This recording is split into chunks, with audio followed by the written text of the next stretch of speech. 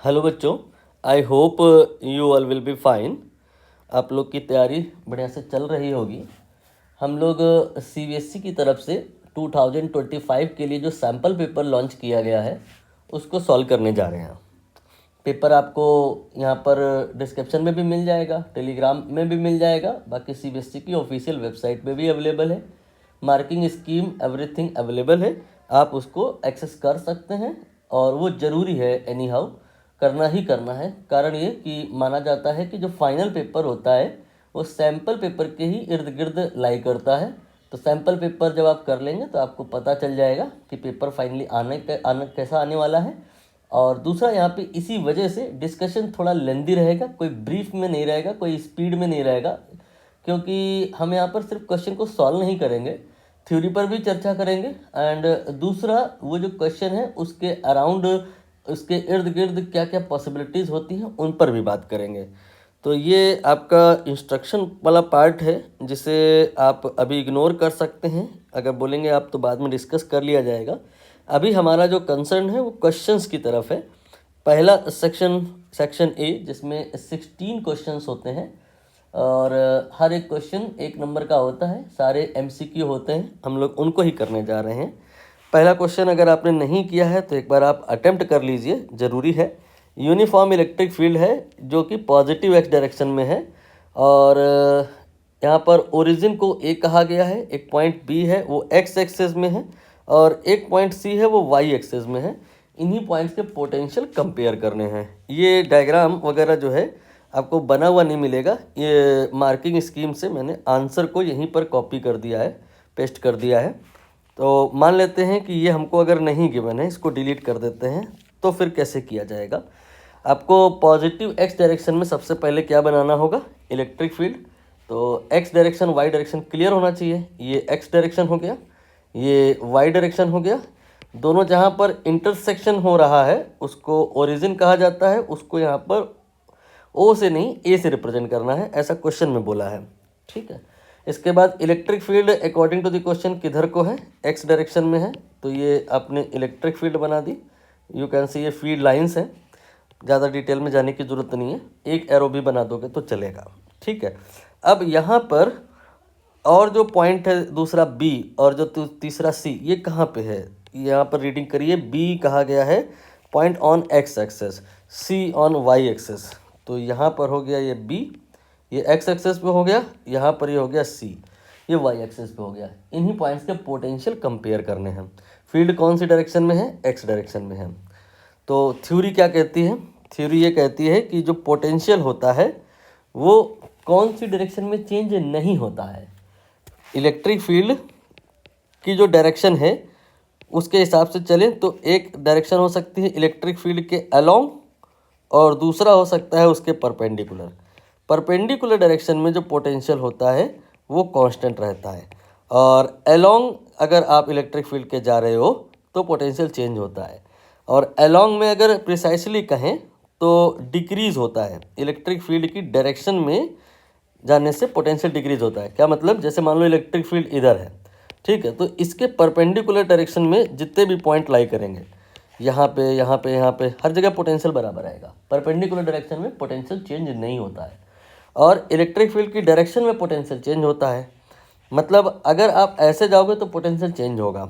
यहाँ पर ये जो आपका पॉइंट है यहाँ पर है ए, और ये जो पॉइंट है यहाँ पर बी, इन दोनों में अगर हम तुलना करें तो ये इलेक्ट्रिक फील्ड की डायरेक्शन में लाई कर रहे हैं, तो यहाँ पर पोटेंशियल एक बराबर नहीं आएगा, किसी का कम आएगा, किसी का ज़्यादा आएगा। कम ज़्यादा कैसे पता चलता है? इसके लिए याद रखना है कि electric field is just like current, कि हाई पोटेंशियल से लो पोटेंशियल की तरफ जाती है। तो ए पर हाई पोटेंशियल होगा, बी पर लो पोटेंशियल होगा, ए पर you can say plus, B पर यू कैन से माइनस।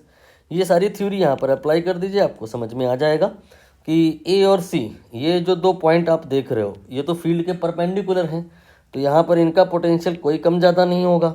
लेकिन बी जो है ये आपका फील्ड की डायरेक्शन में शिफ्ट हो गया है। तो फील्ड की डायरेक्शन में शिफ्ट हो गने का मतलब आप हाई साइड से लो साइड को आ गए हो, तो पोटेंशियल आपका बी पॉइंट का अब कम हो जाएगा। ये आपका अल्टीमेट कंपैरिजन हो गया। अब आप ऑप्शन देख लो यहाँ पर, जैसे कि पहला कहा है V A less than V B, तो यहाँ पर अगर हम वी ए और वी बी इन दोनों की ही केवल बात करें तो वी ए और वी बी में वी ए ज़्यादा होगा, इन्होंने कहा है कम होगा, गलत हो गया, बी ऑप्शन सही हो जाएगा।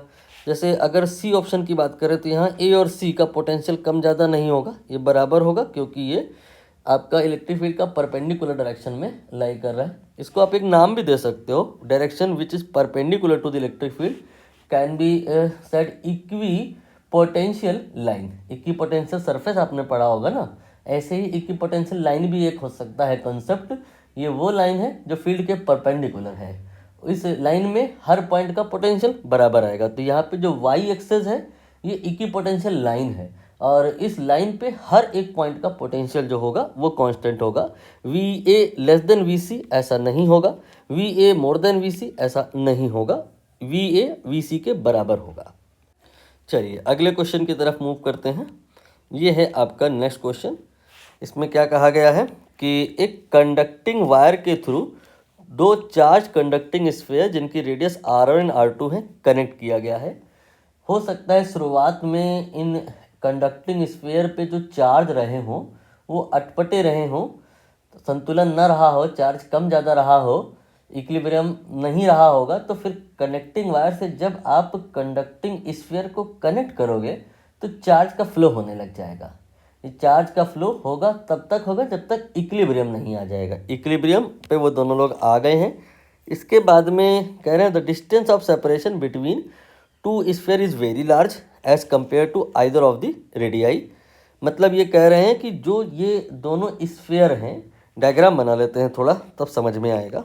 ये एक स्फीयर हो गया और एक ऐसे और स्फीयर हो गया।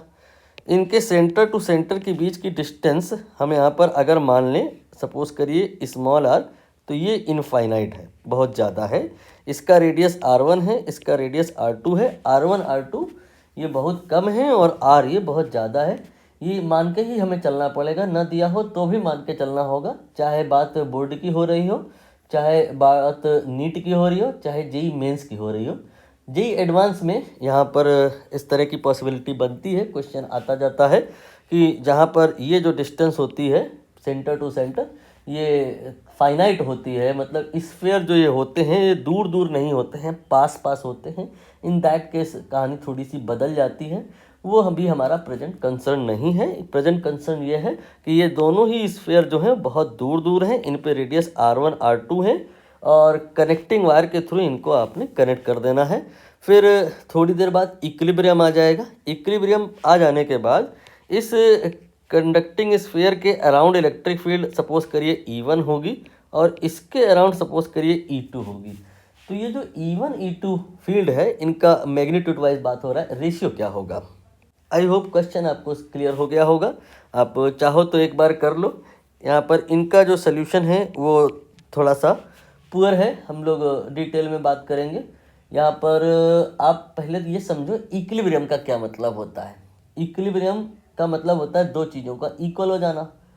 तो कौन सी दोनों चीज़ों का इक्वल हो जाना, ये कॉमन मिसकंसेप्शन है कि दो कंडक्टिंग स्फीयर को अगर हम एक कनेक्टिंग वायर के थ्रू कनेक्ट करेंगे तो आफ्टर ऑल उनके चार्जेस Q1 Q2 बराबर हो जाएंगे, Q1 Q2 बराबर हो जाएंगे, ऐसा एक मिसकंसेप्शन है। चार्जेस इक्वल होना ये इक्विलिब्रियम नहीं है। इलेक्ट्रिसिटी में इक्विलिब्रियम का मतलब होता है पोटेंशियल का इक्वल हो जाना। तो दो स्फीयर अगर कनेक्टिंग वायर के थ्रू कनेक्ट हो गए हैं तो चार्ज, एक प्रश्न उठता है फ्लो करेगा कि ये नहीं फ्लो करेगा। तो इसका जवाब है कि ये डिपेंड करेगा कि वो इक्विलिब्रियम में है या नहीं। इक्विलिब्रियम कैसे पता चलता है, चार्जेस से नहीं पता चलता, पोटेंशियल से पता चलता है। दोनों के अगर पोटेंशियल बराबर है तो फिर चार्ज फ्लो नहीं करेगा, लेकिन अगर दोनों के पोटेंशियल बराबर नहीं है तो चार्ज फ्लो करेगा। और फिर कब तक चार्ज फ्लो करेगा, तब तक करेगा जब तक पोटेंशियल इक्वल ना हो जाए। आई होप इक्विलिब्रियम का कॉन्सेप्ट क्लियर हो रहा होगा। और पोटेंशियल क्या होता है, पोटेंशियल होता है KQ1/R1, यहाँ पर आ जाएगा और यहाँ पर आ जाएगा KQ2/R2। ठीक है, तो पोटेंशियल मतलब बिगिनिंग में चार्जेस Q1 Q2 हैं और अगर Q1 Q2 की वैल्यूज़ इस हिसाब से हैं कि आप KQ1/R1 निकालो और KQ2/R2 निकालो, इमेजिन करना है, निकालना नहीं है, और ये बराबर आ गया तो फिर पोटेंशियल कहा जाएगा कि अब इनका बराबर है। आप कनेक्टिंग वायर से इनको कनेक्ट करोगे तो भी चार्ज का फ्लो नहीं होगा।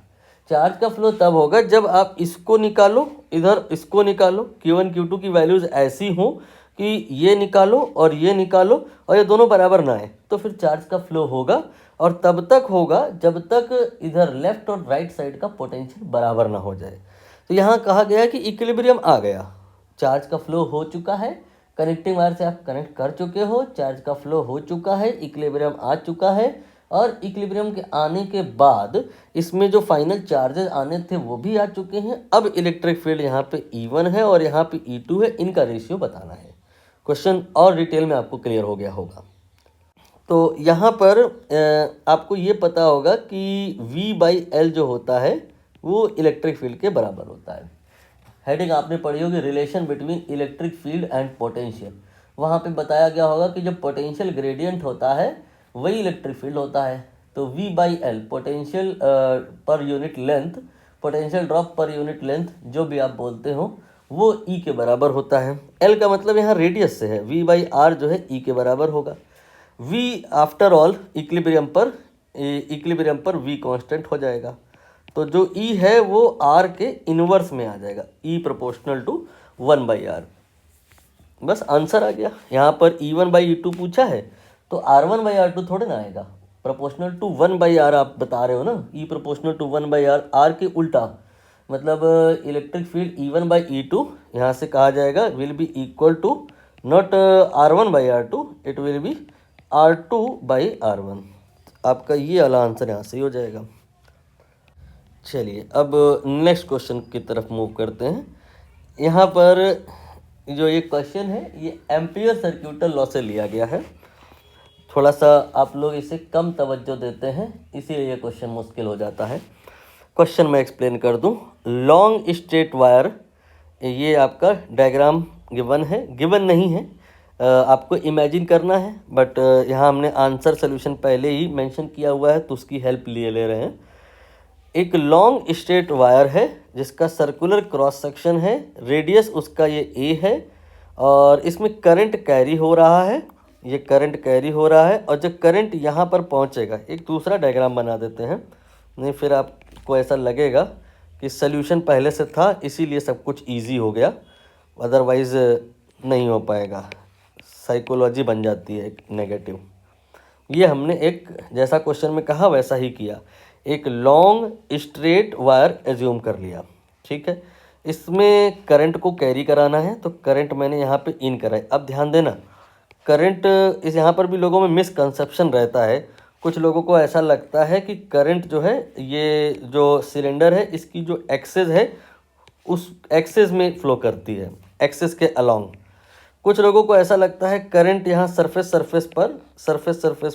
के जो पॉइंट है उनमें फ्लो करती है, ऐसा नहीं होता।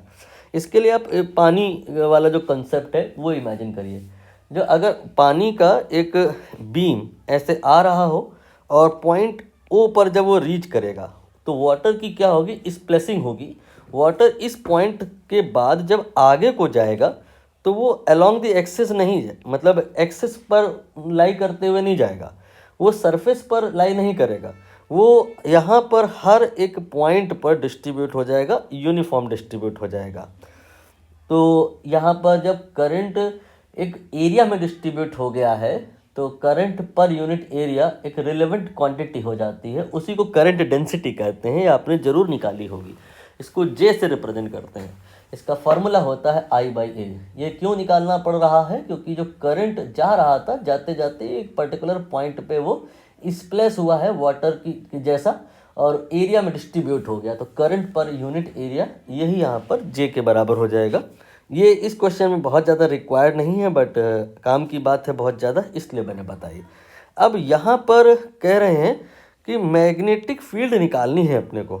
आई होप अब आप समझ गए होंगे कि करंट ऐसा नहीं है कि आपने केवल एक्सेस पर बनानी है, करंट एक्सेस के ऊपर भी होगी, करंट एक्सेस के नीचे भी होगी। ये जो सिलेंड्रिकल वायर है इसमें हर जगह करंट है, ठीक है। आपको 2 पॉइंट कंसीडर करने हैं अकॉर्डिंग टू द क्वेश्चन। कहाँ पे magnetic field at a point A/2 above and A/2 below, ये आपका मान लेते हैं एक पॉइंट है, ये आपका S से रिप्रेजेंट किया गया है। S means a point on this surface. एक पॉइंट सरफेस के कुछ ऊपर कंसीडर किया जाएगा, ये आपका पॉइंट A हो गया, और एक पॉइंट सरफेस के कुछ नीचे कंसीडर किया जाएगा, ये पॉइंट बी हो गया। यहाँ पर जो ए पॉइंट है क्वेश्चन में कहा है a/2 ऊपर है, सरफेस से इसकी जो डिस्टेंस है वो a/2 के बराबर है। और जो ये आपका बी एस है, मतलब एस से जो आप नीचे आए हो, कितना नीचे आए हो, above the surface, below the surface, below भी उतना ही, नीचे a/2 आना है। मतलब सरफेस से a/2 ऊपर और सरफेस से a/2 नीचे आपने दो पॉइंट लेने हैं, एक का नाम ए रख दिया, एक का नाम बी रख दिया। यहाँ पे मैग्नेटिक फील्ड निकालना है और उनका फिर अल्टीमेटली रेशियो निकालना है। क्लियर हुआ? तो यहाँ पर हम फार्मूले की बात करेंगे। फार्मूला आपने पढ़ा तो होगा, लेकिन हो सकता है ऐसे ना पढ़ा हो जैसे मैं बताने जा रहा हूँ, तो ऐसे भी पढ़ना चाहिए। कैसे? बी आउटर के लिए, मतलब सरफेस के बाहर के पॉइंट निकालने के लिए अलग होता है, बी अंदर के जो पॉइंट्स होते हैं उनको निकालने के लिए अलग होता है। बाहर के पॉइंट को निकालना हो चाहे अंदर के पॉइंट को निकालना हो, बी एस तो जरूर ही लिख दो। बी एस क्या है? ये है magnetic field at surface, magnetic field at surface. इसी के टर्म में हम लोग बी आउटसाइड वाला निकालेंगे और इसी के टर्म में हम इनसाइड वाला निकालेंगे। आउटसाइड वाला फील्ड क्या होगा? आउटसाइड वाला फील्ड आपको पता होगा कि ये इनवर्स होता है, 1/r होता है। और अंदर वाला फील्ड जो होता है लीनियर होता है। लीनियर का मतलब r की पावर 1 पे डिपेंड करता है। तो यहाँ पे r/r आता है और यहाँ पे उल्टा हो जाएगा, मतलब कैपिटल R/r हो जाएगा। अब मैं बहुत ज़्यादा डिटेल में नहीं जा रहा हूँ क्योंकि चैप्टर हमें नहीं ख़त्म करना है, हमें इस क्वेश्चन को करना है। ये कुछ ऐसा वेरिएशन होता है, अंदर के पॉइंट्स पर जो मैग्नेटिक फील्ड होता है वो लीनियर वेरिएशन होता है और बाहर के पॉइंट्स का जो वेरिएशन होता है वो प्रोपोर्शनल टू 1/r होता है, यहाँ प्रोपोर्शनल टू r होता है। ये आपने ग्राफ बनाया है बी और स्मॉल r के बीच में, ये इम्पॉर्टेंट ग्राफ है। यहाँ पर ऐसा ही मिलता जुलता ग्राफ इलेक्ट्रिक फील्ड के लिए भी होता है, वो भी बहुत इंपॉर्टेंट है। और ऐसा ही मिलता जुलता graph acceleration because of due to gravity होता है, वो बोर्ड के लिए नहीं इंपॉर्टेंट है, बोर्ड में तो 12th का ही आएगा ना, बट नीट के लिए वो और जेईई मेंस के लिए वो बहुत इंपॉर्टेंट है। अब यहाँ पर हम ये जो फॉर्मूला लिखे हैं इसमें अंतर क्या आया है, जो आप पढ़ते हो मोस्टली, और जो ये मैं लिख रहा हूँ इसमें अंतर ये आया है कि ये जो भी फील्ड मैंने लिखी है, ये वाली हो चाहे ये वाली, मैंने बी एस के टर्म में लिख दी है। बी एस क्या है? ये है फील्ड एट सरफेस। ये फार्मूला फिर इसलिए बेनिफिशियल हो जा रहा है कि हमें रेफरेंस यहाँ पर देखिए सरफेस पे दिया है। मतलब क्वेश्चन की लैंग्वेज पढ़ो तो समझ में आएगा ना कि जो पॉइंट ए है उसकी जो पोजीशन दी है वो सरफेस से कंपेयर करा रहे हैं, सरफेस से a/2 ऊपर है, और पॉइंट बी जो है वो सरफेस से s/2 नीचे, a/2 नीचे। मतलब सारी डिस्टेंसेस पॉइंट ए और पॉइंट बी की सरफेस से एग्जामिनर बता रहा है। In that situation it will be better to calculate B0 and BI in terms of BS। BS here is the field at surface. यहाँ पर ये जो इन्होंने B1 B2 की वैल्यू लिखी है ये गलत नहीं है, लेकिन ये क्वेश्चन को लेंदी बनाएंगी। क्यों? क्योंकि यहाँ पर इन्होंने जो ये फील्ड लिखी हुई है इसमें रेफरेंस जो लिया है वो एक्सेस पर लिया है। अभी आपको ये बात अगर कम समझ में आ रही तो बिल्कुल पैनिक मत करिए, बस आप मान के चलिए कि ये हमें नहीं पता है और ये हमें पता है। जो मैंने बताया ये नोन है, इसके बेसिस पर आप करिए, देखिए क्वेश्चन ऑटोमेटिक आसान हो जाएगा। BO निकालने जा रहे हैं, मतलब आउटसाइड पॉइंट पर फील्ड निकालने जा रहे हैं। तो पहले देख लेना क्वेश्चन में आउटसाइड का पहले है या इनसाइड का। Ratio of magnitude of magnetic field point above, outside point पहले निकालना है, BO पहले निकालना है। तो BS देन कैपिटल R क्या है? सिलेंड्रिकल वायर का रेडियस, जिसको इन्होंने A बनाया है। और स्मॉल r क्या है? स्मॉल r है पॉइंट का डिस्टेंस, कहाँ से? एक्सेस से। ये आपका एक्सेस से डिस्टेंस हो गया। ये आप समझ गए होगे कि a/2 नहीं लिया जाएगा, a/2 तो आपकी ये वाली दूरी है ना, और ये जो डिस्टेंस है ये रेडियस है, ये आपका a के बराबर हो जाएगा। तो a और a/2 ये दोनों जुड़ेगा तो ये आपका 3a/2 आ जाएगा। तो BS के ही टर्म में B0 की वैल्यू आ गई 2/3 BS। ठीक है, BS की वैल्यू रखने की जरूरत नहीं पड़ेगी, यही तो क्वेश्चन का ट्रिक है कि वो कैंसिल हो जाएगा। अब हम I की बात करेंगे। BI क्या है? जो पॉइंट अंदर है, जैसे कि यहाँ पर ये वाला पॉइंट, यहाँ पर फील्ड निकालना है, इसके लिए हम इस फॉर्मूले को लगाएंगे। ये है आपका B S multiplied by small R by capital R. Capital R तो रेडियस है, वो तो ए के बराबर है, और स्मॉल आर क्या है, जिस पॉइंट पर आप निकाल रहे हो, डायग्राम को बड़ा करना पड़ेगा अब, जिस पॉइंट पर आप निकाल रहे हैं, ये जो पॉइंट है इसकी डिस्टेंस ये कितनी होगी आपकी, ये टोटल दूरी ए के बराबर है और ये दूरी a बाई 2 के बराबर है, तो ये आपकी जो डिस्टेंस होगी ये a और ये a बाई 2 माइनस कर देंगे, तो पॉइंट B का फ्रॉम द एक्सेस जो डिस्टेंस आएगा that will be a by 2। यहाँ रख दीजिए a बाई 2। बाकी कंसेप्ट अच्छा होने पे इसको सॉल्व कौन करता है, तो ऐसे ही समझ आ जाता है ना कि भाई जब लीनियर वेरिएशन है, यहाँ पर बी एस है फील्ड की वैल्यू और यहाँ पे 0 है, तो मिड पॉइंट पे तो बी एस बाई 2 ही होगी ना, हाफ, इन दोनों का एवरेज कह लो चाहे। अब हमें इनका रेशियो निकालना है, तो रेशियो निकालेंगे तो आपका बी एस कैंसिल होगा और 2 ये 2 के साथ मल्टीप्लाई होगा और 4/3 आ जाएगा, और ये हो गया आंसर। ठीक है, चलिए अब अगले क्वेश्चन की तरफ मूव करते हैं। यहाँ पर कहा गया है कि the diffraction effect can be observed in, ये थ्योरेटिकल क्वेश्चन है, जिनको आता है बहुत अच्छे से आता है, बाकी कुछ लोगों को फिर रटना पड़ता है। मैं आपको इस प्रकार से बताने की कोशिश करता हूँ कि रटना ना पड़े। ये एक रूम है, जिस रूम में माइट भी आप अभी हैं उसी को आप मान लीजिए। उस रूम में आप एक विंडो इमेजिन करिए, ठीक है, ये विंडो है, और दूसरी तरफ वाली दीवार में एक फाइन छोटा सा होल इमेजिन करिए, और अब आप यहाँ बीच में सेंटर पे खड़े हो जाइए और कैंडल ले लीजिए अपने हाथ में, ठीक है, ये कैंडल है, ठीक। और अब आप यहाँ पर ज़ोर ज़ोर से चीखिए, हेलो हेलो, हेल्प हेल्प, ऐसा कुछ। तो यहाँ पर जो आप कर रहे हो उसमें दो प्रकार की चीज़ें एमिट हो रही हैं, एक तो लाइट भी एमिट हो रही है और एक साउंड भी एमिट हो रही है।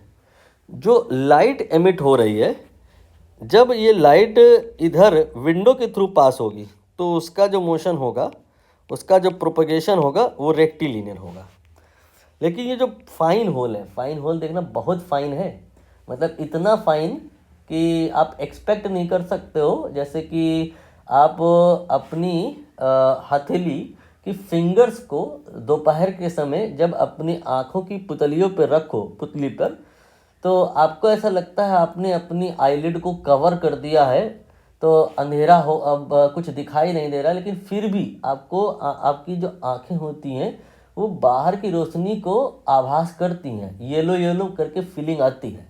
वो इसलिए कि आप अपनी फिंगर्स को जब आंखों के ऊपर रखते हो तो फिंगर्स के बीच में ना चाहते हुए भी थोड़ा बहुत गैप रह जाता है, उतना फाइन होल है ये। और उतने फाइन होल से जब ये लाइट पास होगी तो इसमें स्प्रेडिंग हो जाएगी, इसमें चारों दिशाओं में जाने लग जाएगा, इसमें स्प्रेडिंग हो जाएगी। तो स्प्रेडिंग को ही यहाँ पे कहा गया है क्या कहते हैं, डिफ्रैक्शन। तो लाइट में डिफ्रैक्शन देखिए हो रहा है, लेकिन इधर नहीं हो रहा है और इधर हो रहा है, ठीक। और साउंड में आप देखिए क्या है कि जब यहाँ से पास होता है तो साउंड नेचुरली आप कहीं भी बोलिए तो देखा जाता है कि चारों तरफ वो चली जाती है। मतलब ऐसा नहीं होता ना कि साउंड दरवाजे से निकले और दरवाजे के ठीक सामने जो खड़ा है उसको ही सुनाई दे, अगल बगल के हॉल में साउंड ना पहुंच पाए। साउंड जब क्रॉस करती है किसी ओपनिंग को तो वो स्प्रेड हो जाती है। लाइट के साथ में स्प्रेडिंग नहीं होती है, लाइट की स्प्रेडिंग करवाने के लिए हमको उसको बहुत फाइन होल से पास करवाना होता है। तो कुल मिला के इस एग्जाम्पल से इतना तो समझ में आया कि स्प्रेडिंग तो सब में हो जाएगी, लाइट में भी हो जाएगी, साउंड में भी हो जाएगी, बस परिस्थितियां अनुकूल होनी चाहिए। वो परिस्थिति भी हमें पता होनी चाहिए काम की है क्या, कि जो ये ओपनिंग है उसका डायमीटर अगर हम डी कहें या अपर्चर डी कहें या ए कहें, वो जो वेव वहाँ से गुजर रही है उसकी जो वेव लेंथ है, दो बातें हो गई, एक अपर्चर ऑफ द ओपनिंग और दूसरा वेवलेंथ। जो अगर ये दोनों कंपैरिजन में है, मतलब ऐसा नहीं है कि जो डायामीटर या अपर्चर का साइज है ये बहुत बड़ा है और वेवलेंथ बहुत छोटी है, ऐसा नहीं है। ऐसा कहाँ पर है, यहाँ पर था जब लाइट पास हो रही थी, तो उस कंडीशन में प्रोपगेशन रेक्टिलिनियर होगा। लेकिन अगर किसी भी वेव के लिए, चाहे लाइट की बात हो रही हो और चाहे साउंड की, अगर ये दोनों कंपैरिजन में आ गए जो आपने अपर्चर का साइज कम किया, इतना कम किया कि वो वेव की वेवलेंथ के इर्द गिर्द पहुंच गई। उस परिस्थिति में जब वेव का प्रोपगेशन होगा तो वो रेक्टिलिनियर नहीं रहेगा, उसमें स्प्रेडिंग हो जाएगी। तो ये कंडीशन जब जब अचीव होगी तब तब क्या होने लग जाएगा, तब तब डिफ्रैक्शन होने लग जाएगा, चाहे लाइट की बात हो और चाहे साउंड की। तो यहाँ पर हम डी ऑप्शन पर जाएंगे जहाँ लिखा है sound as well as light. Let us move further. ये है आपका नेक्स्ट क्वेश्चन। यहाँ पर जो ये वर्ड लिखा है इसको अंडरलाइन कर लीजिए। ये नीट में और जेई मेंस में भी बहुत पूछा जाता है, मतलब आजकल पूछा जाने लगा है, और इसको लोग पढ़ते कम हैं। होता बहुत आसान है लेकिन पढ़ते कम है, इसलिए डर जाते हैं और कर नहीं पाते हैं। तो मैं आपको यहाँ पर बताऊँगा कुछ उसी प्रकार से कि जो आपने पढ़ रखा है उसी से रिलेट हो जाए, मुश्किल ना हो जाए। पहले क्वेश्चन देख लो। कैपेसिटर है और उसमें दो प्लेट हैं, ये सब आप जानते हो। पैरेलल प्लेट कैपेसिटर की बात हो रही है। पैरेलल प्लेट कैपेसिटर का चाहो तो डायग्राम भी बना लो। ये पैरेलल प्लेट कैपेसिटर की दो प्लेट हो गई। प्लेट एरिया ये गिवन है और इनके बीच की जो डिस्टेंस है डी, प्लेट सेपरेशन, ये भी गिवन है। बताना ये है कि यहाँ डिस्प्लेसमेंट करंट कितनी होगी। समझिएगा बात को ध्यान से, डिस्प्लेसमेंट करंट कब होती है। जैसे कि आपने क्या किया कि एक कैपेसिटर लिया और उस कैपेसिटर को आपने बैटरी से कनेक्ट कर दिया। मान लेते हैं कि बैटरी जो है आपकी वो 10 वोल्ट की है। रैंडम डेटा है, अभी क्वेश्चन के अकॉर्डिंग नहीं है, मैं अभी थ्योरी समझा रहा हूँ थोड़ी थोड़ी ताकि क्वेश्चन समझ में आ जाए। तो 10 वोल्ट की ये बैटरी है। तो कैपेसिटर शुरुआत में तो चार्ज होगा नहीं, शुरुआत में कैपेसिटर का जो वोल्टेज होगा वो 0 वोल्ट होगा। फिर ये जो आपने बैटरी लगाई है, इस बैटरी का मोटिव ये है कि कैपेसिटर को चार्ज करना है। कैपेसिटर को चार्ज करने का मतलब क्या है कि इधर प्लस और इधर माइनस डेवलप करना है। तो यहाँ कैपेसिटर में भी पोटेंशियल डिफरेंस डेवलप होने लग जाएगा, 0 1 2 3 ऐसे करते करते आफ्टर सम टाइम, बहुत ज़्यादा समय नहीं लगेगा, थोड़े ही टाइम में कैपेसिटर का जो पोटेंशियल होगा वो भी 10 हो जाएगा और इसके बाद फिर वो कांस्टेंट हो जाएगा। तो हम लोगों का मेजर फोकस रहता है कैपेसिटर के चार्ज हो जाने के बाद, जब पोटेंशियल कांस्टेंट हो जाता है। जब पोटेंशियल कांस्टेंट हो जाता है तो कोई करंट तो रहती नहीं है। तो फिर जब कोई करंट नहीं रहती है तो न कोई बात कर रहा होता है डिस्प्लेसमेंट करंट की और न बात कर रहा होता है कंडक्शन करंट की। बट लेकिन हम अगर इस फेस में बात करें जब कैपेसिटर चार्ज हो रहा है, कैपेसिटर का जो वोल्टेज है वो चेंज हो रहा है, तो उस दरमियान तो करंट है ना। तो उस दरमियान करंट है तो फिर कौन सी करंट है ये प्रश्न उठेगा।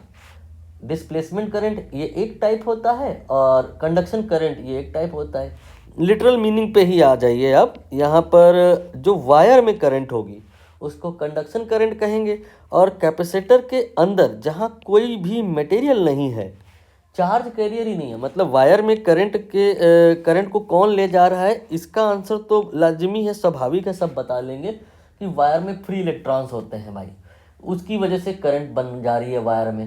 लेकिन कैपेसिटर के अंदर जब सर्किट में करंट है तो कैपेसिटर के अंदर करंट क्यों है? कोई चार्ज कैरियर तो नहीं है, कैपेसिटर के अंदर तो वैक्यूम है, तब भी करंट है। तो वो करंट क्यों है?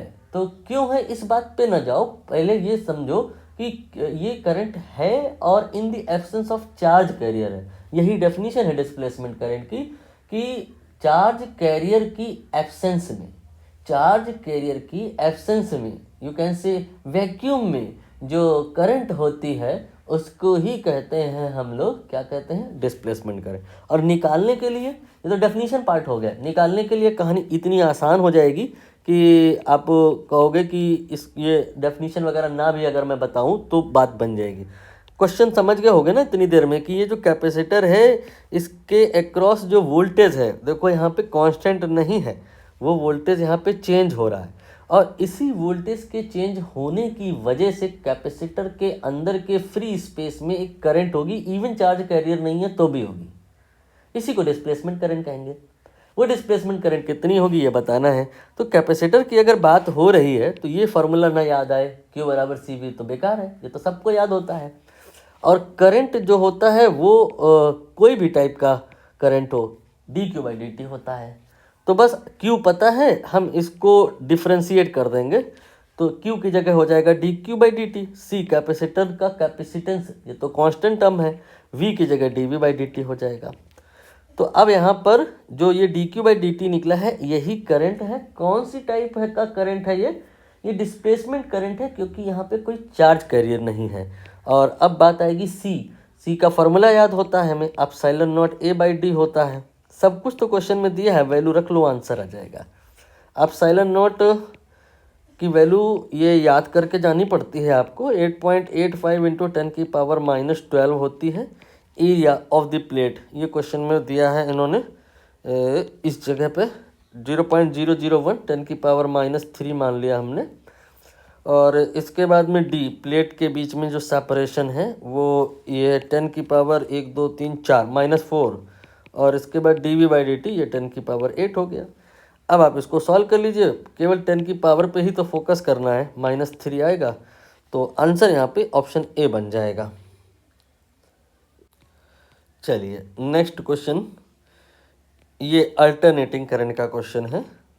थोड़ा हमें लग रहा है ये मुश्किल जाएगा आपके लिए, बट इम्पॉर्टेंट है ये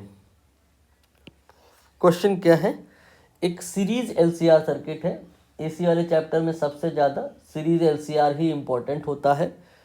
ये क्वेश्चन इम्पॉर्टेंट मैंने बोला था ना, उसमें रिमार्क ये है कि बोर्ड के लिए थोड़ा लेस और कंपटीशन के लिए ज़्यादा इम्पोर्टेंट है। यहाँ पे सीरीज एलसीआर सर्किट को कंसीडर करना है, और इसमें 3 लोग हैं, और रेजिस्टेंस है, और कैपेसिटेंस है, और इंडक्टेंस है। सब में ही जो पोटेंशियल आ रहा है वो 10 वोल्ट आ रहा है। कह रहे हैं कि कैपेसिटेंस इज शॉर्ट सर्किटेड, तो वोल्टेज इंडक्टेंस में कितना होगा ये बताना है। डायग्राम बना लेते हैं। एलसीआर सर्किट, ये पहले एल बना लिया हमने, फिर ये मैंने सी कैपेसिटर बना लिया, इसके बाद में फिर ये मैंने रेजिस्टेंस बना लिया, और फिर मैंने यहाँ पर क्या किया, एक बैटरी अप्लाई करी, अल्टरनेटिंग सोर्स। ये 220 वोल्ट का ले लो, चाहे कितने का भी ले लो, ये अभी गिवन नहीं है, अभी हम थोड़ी देर में निकाल लेंगे। लेकिन ये जो भी सोर्स है उसकी वजह से इन्होंने ये देखा, क्वेश्चन में ये बताया कि ऐसा है कि तीनों ही लोग में, चाहे एल की बात हो, चाहे सी की बात हो, चाहे आर की बात हो, तो 10 वोल्ट 10 वोल्ट 10 वोल्ट आ रहा है। अब भाई बात यह है कि जैसा हम लोग पढ़ते हैं करंट इलेक्ट्रिसिटी में, उसके बेसिस पे जज करते हैं कि 10 10 10 सब जुड़ जाएगा तो टोटल 30 वोल्ट की यहाँ पे बैटरी लगी हुई होगी। ये बात गलत है। यहाँ पर तीनों रेजिस्टेंस नहीं है। अगर तीनों रेजिस्टेंस होते तो ये बात सही हो जाती, लेकिन यहाँ पर एक L है और एक C है, एक V है, तो ये कहना कि total voltage will be 30, it is wrong. तो राइट क्या है? राइट ये है कि हमको समझना है कि जो वोल्टेज होता है AC में, जो करंट होता है AC में, ये एक प्रकार के वेक्टर हैं। अब असली में तो वेक्टर है नहीं, इसलिए बीच का रास्ता लेते हैं। मतलब इसमें क्या है कि फेज एंगल होता है और बिहेवियर इनका वेक्टर के जैसा होता है, तो फेज और वेक्टर का OR मिला के इनको कहते हैं कि ये फेजर है। तो जो आपके यहाँ पे V है, जो आपके यहाँ I है, ये सब एक फेजर हैं। तो फेजर होने की वजह से, फेजर का जब मैं बोलूँ तो मन में मान के चलना वेक्टर बोल रहा हूँ, तो ये सब वेक्टर क्वांटिटीज़ होने की वजह से इनमें डायरेक्शन एक इम्पॉर्टेंट फैक्टर हो जाता है।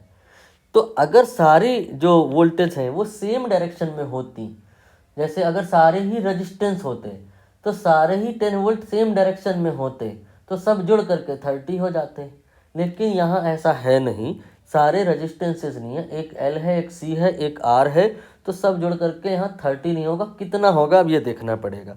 इसके लिए हमको याद रखना पड़ेगा कि अगर हम रेफरेंस इसके वोल्टेज को मान के चलें, रेजिस्टेंस का जो वोल्टेज है इसको हम एक्स एक्सिस के अलोंग ड्रॉ करें, तो जो आपका L का वोल्टेज होता है और जो C का वोल्टेज होता है वो +90 एंड -90 होता है। क्या मतलब है इसका? 3 प्रकार के वोल्टेज हैं, एक VL है, एक VR है, एक VC है।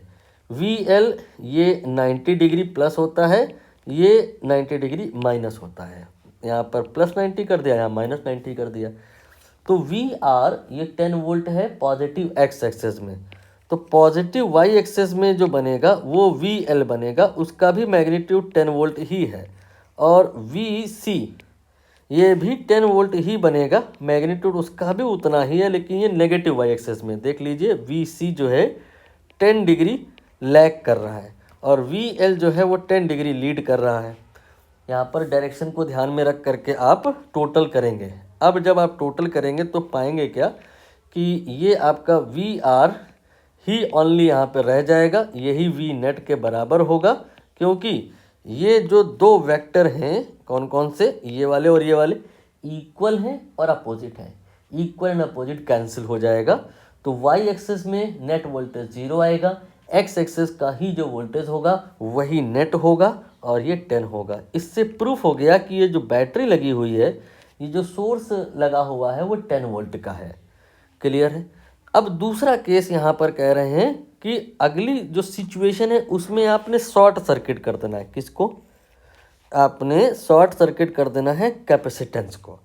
तो एक दूसरा सर्किट बनाएंगे जिसमें एल रहेगा, इंडक्टर, कैपेसिटर नहीं रहेगा, उसकी जगह एक आप कनेक्टिंग वायर लगा देंगे, शॉर्ट सर्किट कर देंगे, और रजिस्टेंस रहेगा।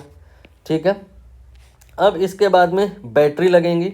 बैटरी का जो वोल्टेज है वो तो हम निकाल चुके हैं, कितना निकाल चुके हैं, वो था 10 वोल्ट। यहाँ पर ये एल है, यहाँ पे आर है। ठीक है। तो एल में कुछ वोल्टेज आएगा, वी एल मान लिया, आर में कुछ वोल्टेज आएगा, वी आर मान लिया।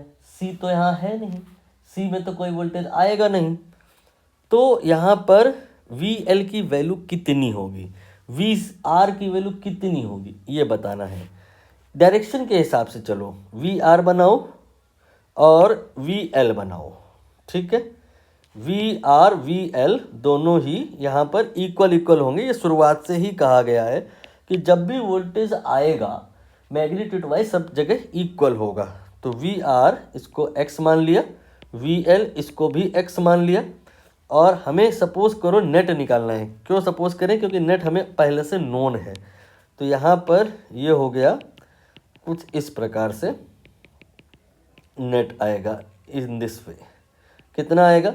ये सब छोटी छोटी बातें हैं जो आपको याद रहनी चाहिए, कभी नहीं भूलनी है कि जो दो अगर वेक्टर हैं सेम मैग्नीट्यूड के हैं, 90 डिग्री पे हैं, तो नेट उनकी बाइसेक्टर पे आएगा और √2 से मल्टीप्लाई हो जाएगा। ये नेट वोल्टेज का वैल्यू है जिसकी वैल्यू आप पहले ही बोले थे कि 10 है। तो x की वैल्यू यहाँ से आ गई 10√2, यही वी आर का वैल्यू होगा और यही वी एल का वैल्यू होगा 10/√2। ये आपका बी ऑप्शन रॉन्ग है। 10